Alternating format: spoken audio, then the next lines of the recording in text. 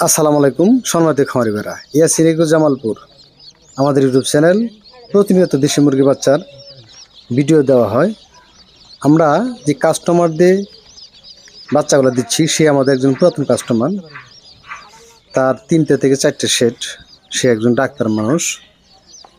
মুরগি গরু মোটামুটি সব কিছুর চিকিৎসা করে খুব ভালো, এবং সে প্রতিনিয়ত কিন্তু বাচ্চাগুলো নিয়ে থাকে আমাদের কাছ থেকে, এবং বাচ্চাগুলো সে এমনভাবেই বাছাই করে নেয় যে একটা বাচ্চাও যেন তার মিস্টেক না হয়, একটা বাচ্চার যেন প্রোডাকশন খারাপ না আসে, ওজন যেন ভালো হয়, সঠিকভাবে যেন বাড়ে, এরকম একটা চিন্তা চেতনা নিয়ে কিন্তু আমাদের কাছে সে বাচ্চা নেয়।